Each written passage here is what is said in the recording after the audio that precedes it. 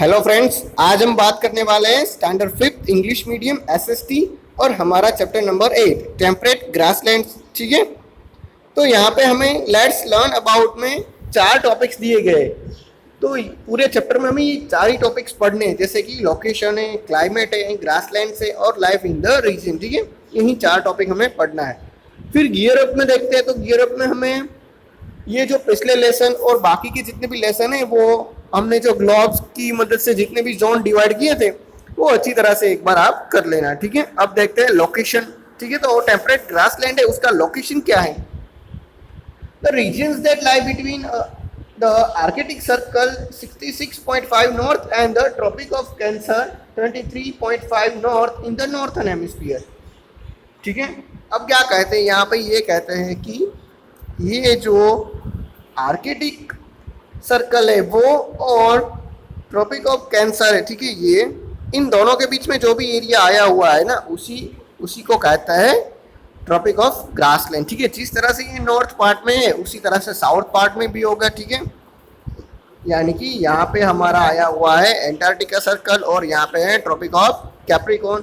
तो उन दोनों के बीच में जितना भी एरिया है वो है हमारा टेम्परेट ग्रासलैंड। ठीक है, वो साउथर्न हेमिस्फीयर में है, साउथर्न जोन में है।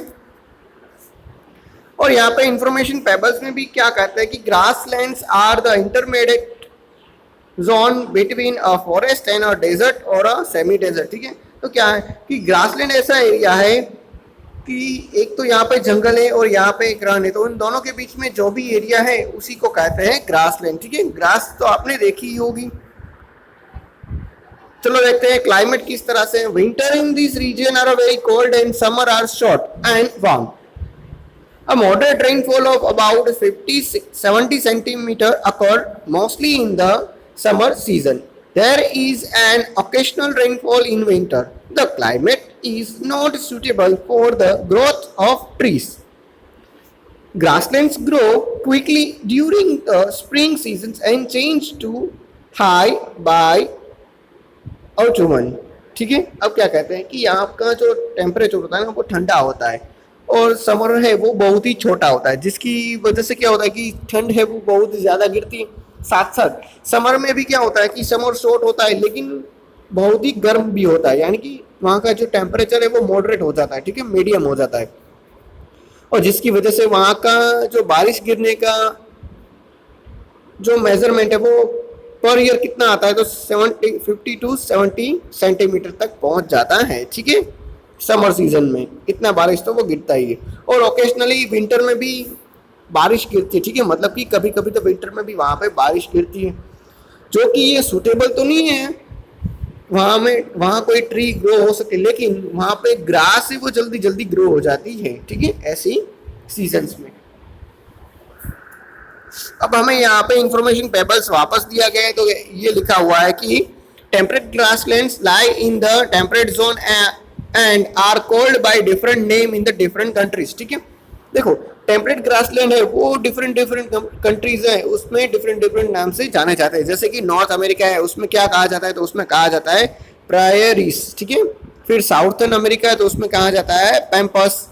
फिर यूएसए है तो उसमें स्टीपीस। ऑस्ट्रेलिया है उसमें डाउन्स, और साउथ अफ्रीका है उसमें वेल्डर्स। अब बात करते हैं हम grasslands. Most grassland are located in the temperate zone. A grassland is a grassy, windy, party dry biome, a sea of grass. Almost 1/4 of the Earth's land area is grassland. Deep-rooted grasses dominated with very few trees and shrubs in a grassland. This region is also most treeless.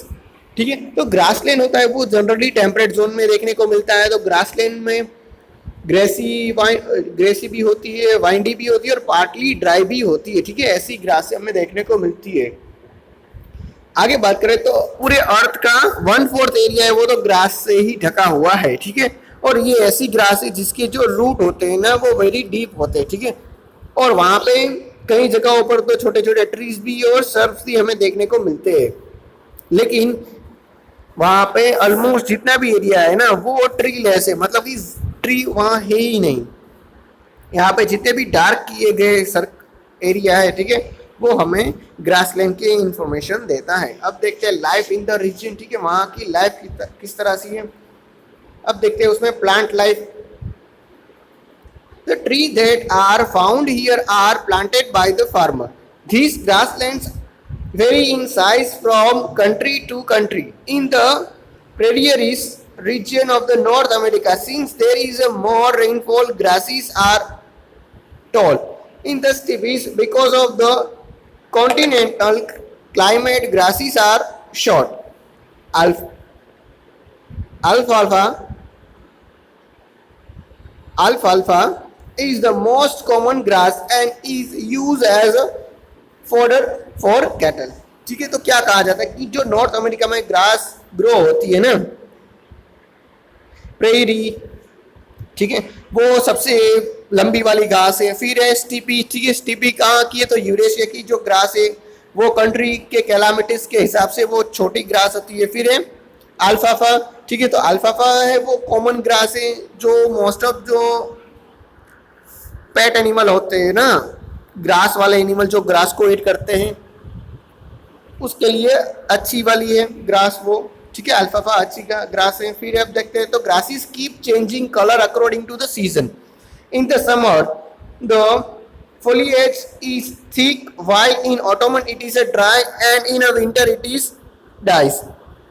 The root remain buries in the snow and grow again in a spring, ठीक है, तो जो grass होती है ना वो भी अपने सीजन के हिसाब से जो कलर होता है वो चेंज करती है। जिस तरह की बात करें तो समर में भी डिफरेंट कलर होता है, विंटर में भी डिफरेंट होता है, और ऑटोमन होती है ना तब भी डिफरेंट होता है। साथ साथ जो ग्रास होती है ना उसका बिहेवियर भी डिफरेंट होता है। जैसे कि जो बर्फ है वो गिरती है तो क्या होता है कि ग्रास है वो जल्दी से सूख जाती है, और वापस जब स्प्रिंग आता है ना तो वो वापस ग्रो हो जाती है। और यहाँ पे हमें अल्फाफा जो ग्रास है उसी का पिक्चर दिया गया है। आगे देखते हैं। अब वहां की एनिमल जो लाइफ है वो किस तरह की है, तो different grassland of the world support a different kind of animal. Some of the largest animal found in the northern hemisphere are cougar, bison and grizzly bear. Some fierce animals such as the vultures are also found here. In the southern hemisphere, reptiles like anaconda are found. तो यहाँ पे हमें कुछ animals के बारे में भी दिया गया है कि जैसे बड़े एनिमल्स है तो वो किस तरह से नॉर्थ और साउथ हेमिस्फीयर में पाए जाते हैं। अब बात करते हैं, आप एक इंडिविजुअल एक्टिविटीज दी गई है तो वो कर सकते हो घर पे भी आप। अब देखते हैं Africa, aardvark America, wild cat, African elephant, baboon, buffalo, cape hunting dog and zebra are found in the African wildlife. ठीक है, तो अफ्रीका जो है वहाँ पे इतने सारे चीज़ पाई जाती है, तो हमें यहाँ पे कुछ ना कुछ पिक्चर्स भी दिए गए। ठीक है, अर्धवार्क का पिक्चर दिया गया है, अफ्रीकन एलिफेंट है उसका भी पिक्चर दिया गया है, अफ्रीकन वाइल्ड कैट है उसका भी हम आगे देखेंगे पिक्चर में।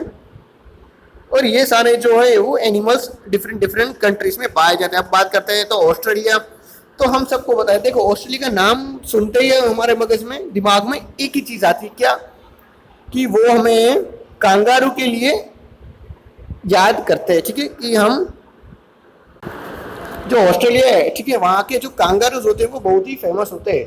तो चलो देखते हैं उसमें कौन से एनिमल देखने को मिलते हैं। तो अब देखते हैं, डिंगो है, कांगारू है, ठीक है, वलीबी है and sheep are found in the Australian downs. ठीक है, तो ऑस्ट्रेलियन जो डाउन्स है, ऑस्ट्रेलिया की जो ग्रास का नेम है उसी को डाउन्स कहते हैं। तो वहाँ पे क्या क्या पाया जाता है, तो वहाँ पे हमें कांगारू है, फिर डिंगो है, डिंगो का मतलब डॉग जैसा एनिमल होता है। ठीक है, वली भी कुछ ऐसी तरह का है।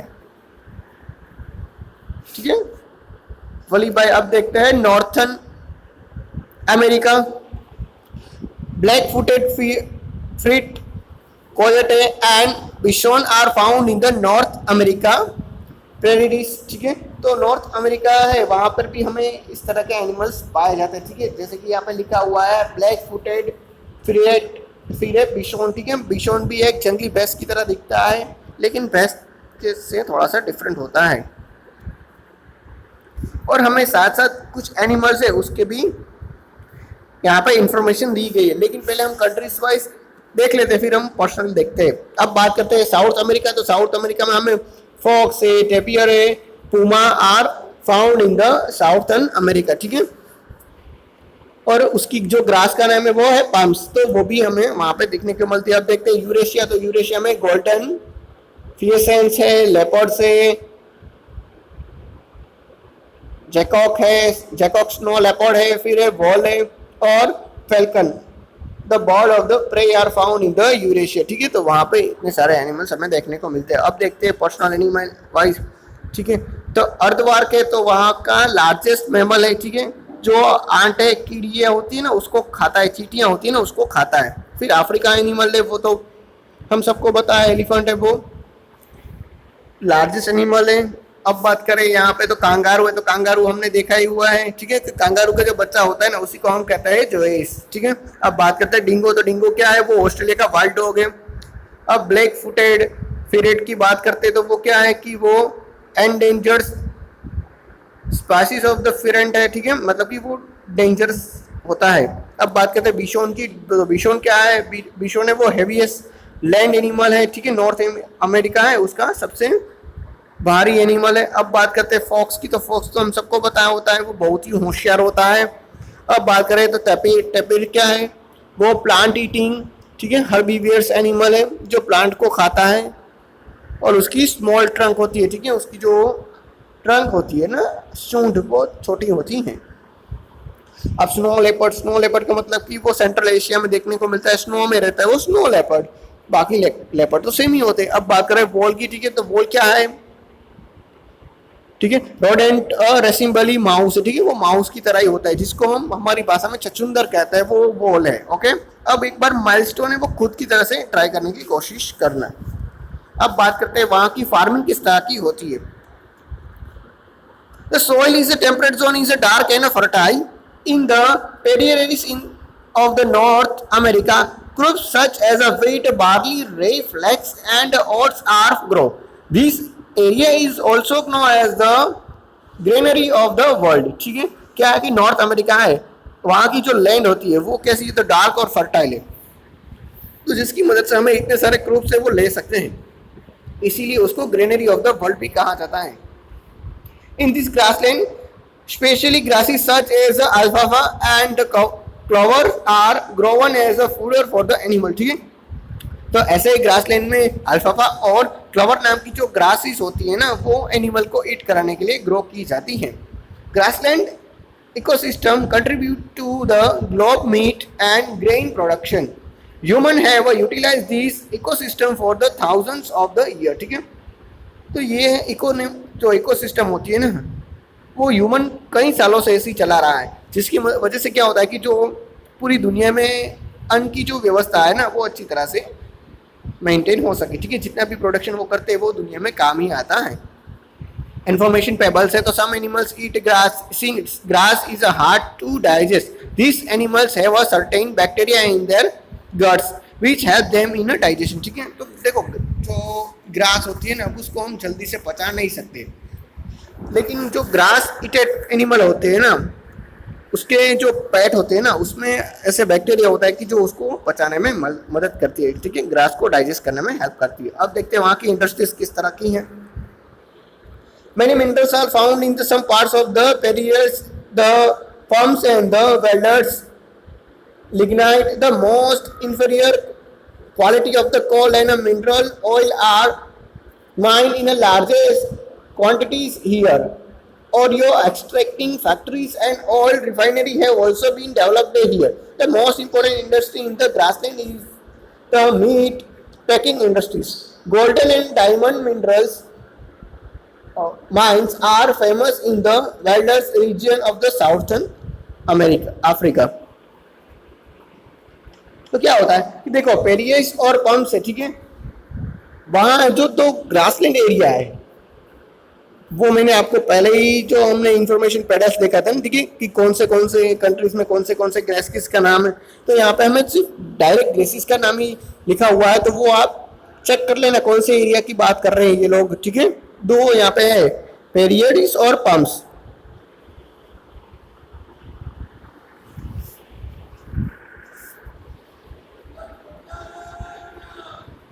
चलो देखते हैं उसमें क्या है कि देखो पहले तो इन दोनों एरिया में हमें लिग्नाइट मिलता है, ठीक है, और दूसरे भी जो मिनरल्स होते हैं वो मिलते हैं, जिसकी वजह से क्या होता है कि वहां में जो और होता है, ठीक है, और मतलब कि जो जितना भी मिनरल निकला हुआ है ना माइन से, वो मिक्स हुआ होता है, तो हमें उसको डिफरेंट डिफरेंट प्रोसेस से अलग अलग करना पड़ता है। जैसे कि बात करें तो जितना भी मिनरल होता है ना उसमें पेट्रोल है, ऑयल है, डीजल है, वो सब मिक्स होता है, तो हमें प्रोसेस करके उसको निकालना पड़ता है।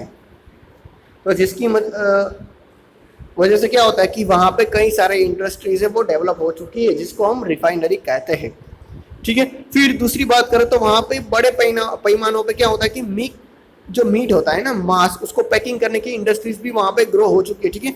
जो ग्रास खाने वाले एनिमल होते हैं उसका शिकार करके मीट बनता है और उसी को पैकिंग करने के लिए इंडस्ट्रीज वहाँ पे डेवलप हुई है। साथ ही साथ बात करें तो गोल्डन और डायमंड की जो माइंस होती है ना वो भी वेल्डेड रीजन यानी कि साउथ अफ्रीका में फेमस है।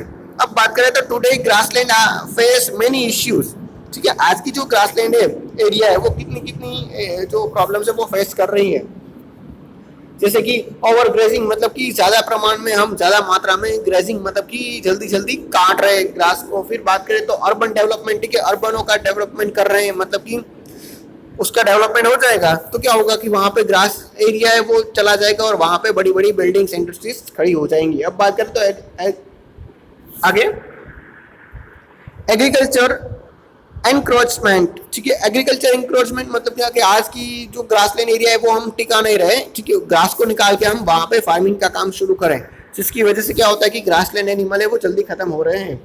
We should protect this ecosystem and maintain a healthy balance in the nature, ठीक है। हमें इस प्रोटेक्ट जो इकोसिस्टम है उसको प्रोटेक्ट करना चाहिए और अच्छी सी बैलेंस भी बनानी चाहिए। अब बात करते हैं वापस इंफॉर्मेशन पेबल्स की।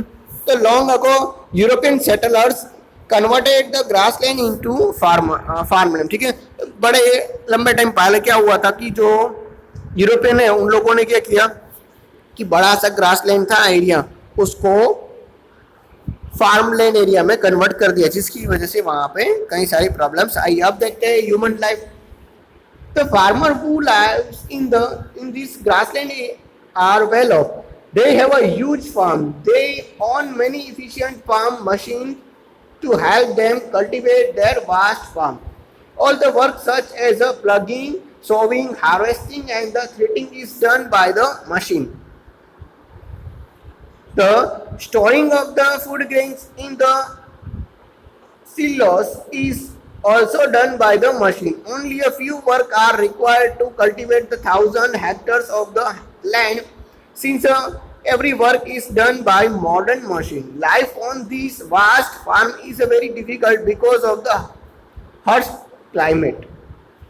On every farm there are small homesteads. Labor who work on the farm also live near the homestead. An average farm here is spread over the thousands of the hectares. There are separated seats for farm animals and machinery. People live in grassland are continuously trying to improve their lifestyle with the scientific discoveries and new technologies. However, the climate still controls their activities.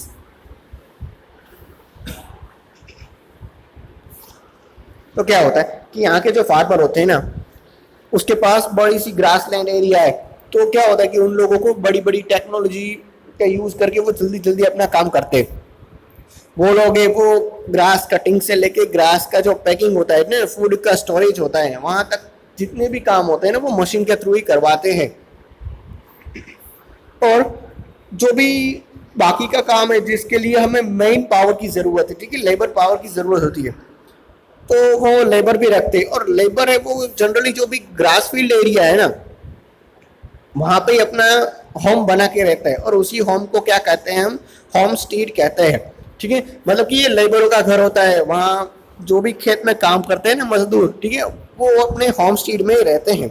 क्योंकि area बहुत ही बड़ा होता है तो वहाँ पे 1 या 2 labour की जरूरत तो पड़ती होगी ध्यान रखने के लिए, इसीलिए वहाँ पे रहते होंगे। लेकिन क्या होता है कि क्लाइमेट है वो अभी भी चेंज अच्छी तरह से नहीं हुआ है, जिसकी वजह से क्या होता है कि वो जितना भी यूज कर ले टेक्नोलॉजी का, ठीक है, वो इतनी जल्दी और बड़ा बेनिफिट गेट नहीं कर सकते। लेकिन फिर भी पीपल से वो लोग ट्राई कर रहे हैं कि वो अपनी नई नई टेक्नोलॉजी की मदद से ज़्यादा बेनिफिट कमाएं, ठीक है। लेकिन क्लाइमेट है वो ऐसा करने से उन लोगों को रोकता है। अब देखते हैं हमारा एक्सरसाइज, ठीक है। तो मैंने एक्सरसाइज कंप्लीट करके ही दिया है, आप जल्दी जल्दी एक बार देख लेना। जैसे कि जो टेम्परेट जोन है वो उसका क्लाइमेट कैसा है, तो मॉडरेट होता है, ठीक है, वेरी कोल्ड नहीं आ सकता। अब बात करें टेम्परेट जोन है उसका वेजिटेशन कैसा है, तो ग्रासलैंड है, कांगारू है वो ऑस्ट्रेलियन में पाया जाता है, ठीक है। किसको कहा जाता है ग्रेनरी ऑफ द वर्ल्ड, तो पेरिस को कहा जाता है। अब बात करें तो ब्लैंक्स की, तो ब्लैंक्स में टेम्परेट ग्रासलैंड जोन कहाँ पे आया हुआ है, हम सबको बताया टेम्परेट जोन में है, ठीक है। फार्मर है वो कौन सी ग्रास उगाते हैं, तो अल्फाफा है वो ग्रो करते हैं फोल्ड जो एनिमल फॉडर के लिए। और average size of the farm कितनी होती है, तो थाउजेंड्स ऑफ हेक्टर होती है, ठीक है। गोल्ड और डायमंड की जो माइंस है वो कहाँ पे है, तो वेल्डर्स में है। अब मैचिंग भी आप एक बार देख लेना, टेम्परेट जोन कहाँ पे है, ठीक है। पैम्पस किसको कहा जाता है, वेल्डर्स है, पेरी पेरी से। और क्वेश्चन आंसर हमें दिए गए हैं, तो क्वेश्चन आंसर मैंने पेज नंबर लिख दिए और मैंने वहाँ पे टिक भी कर लिए, ठीक है। वीडियो में आप जब देखते हो ना तो वो सारे क्वेश्चन आंसर मैंने पहले ही टिक कर दिए हैं, तो एक बार आप वो देख लेना, ठीक है। बिल्कुल ही इजी क्वेश्चन आंसर है। और यहाँ पे हमारा यूनिट 8 है वो कंप्लीट होता है। Thank you.